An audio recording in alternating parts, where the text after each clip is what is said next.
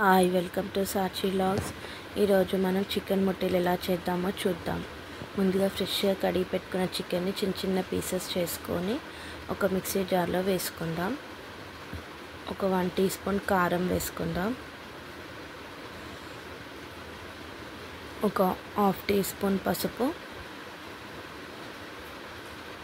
1 tea spoon salt. ఇది చిన్న spoon కాబట్టి నేను 2 టైమ్స్ వేసాను. 1 టీ స్పూన్ ధనియాల పొడి,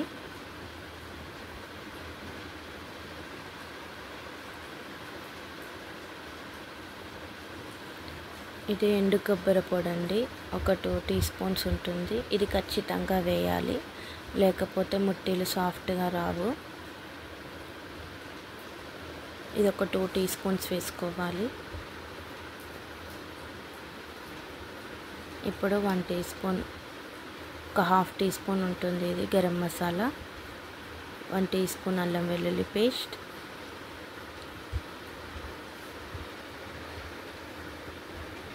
ఇప్పుడు దీన్ని మొత్తం మనం మిక్సీ చేసుకుందాం. చూడండి, ఇలా మెత్తగా మిక్సీ చేసుకోవాలి.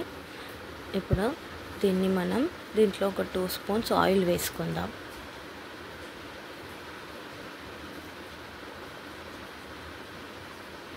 ఆయిల్ వేసుకొని దీన్ని మంచిగా కలుపుకోవాలి. అప్పుడు మనకి ముట్టెలు అనేవి సాఫ్ట్గా వస్తాయి. దీన్ని ఇలా మంచిగా మిక్సింగ్ చేసుకున్నాక మనం బాల్స్ చేసుకుందాం. ఇలా కలుపుకున్నాక కొద్దిగా ఆయిల్ అంటుకొని మనం బాల్స్లా ప్రిపేర్ చేసుకుందాం. ఇలా మంచిగా సాఫ్ట్గా చేసుకోవాలి. రౌండ్ షేప్ అంటే రౌండ్ షేప్ చేసుకోవచ్చు, ఇలా ఈ షేప్ కూడా చేసుకోవచ్చు. ఇలా మనం మొత్తం ప్రిపేర్ చేసుకుందాం. చూడండి, ఇలా అన్నీ మంచిగా ప్రిపేర్ చేసుకుందాం. ఇప్పుడు వీటిని ఫ్రై చేసుకుందాం. ముందుగా స్టవ్ వెలిగించి ఒక ప్యాన్ పెట్టుకుందాం. ఇందులోకి ఆయిల్ డీప్ ఫ్రై అవసరం లేదండి. మనం కర్రీ కంటే కొంచెం ఎక్కువ ఆయిల్ తీసుకుందాం. డీప్ ఫ్రై చేసి ఇవి ఆయిల్లో సపరేట్ చేయడం అట్లా అవసరం లేదు. ఎందుకంటే కొంచెం ఆయిల్ ఉండాలి వీటితో పాటు తినేటప్పుడు కూడా, అప్పుడే ఇవి చాలా టేస్టీగా ఉంటాయి. కొద్దిగా కర్రీ కన్నా కొద్దిగా ఎక్కువ వేసుకుందాం. ఇప్పుడు ఆయిల్ కాగింది కదండి, ఇప్పుడు ఇవి ఇందులో వేసుకుందాం.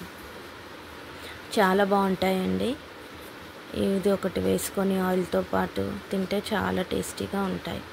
చూడండి, ఇలా వేగుతున్నాయి. సిమ్లో పెట్టుకొని ఇలా అప్పుడప్పుడు కలుపుతూ ఒక 20 మినిట్స్ పడుతుంది. మొత్తం సిమ్లో చేసుకొని అప్పుడప్పుడు కలుపుతూ మూత పెట్టుకుంటూ ఫ్రై చేసుకోవాలి. చూడండి ఎలా ఫ్రై అయ్యాయో.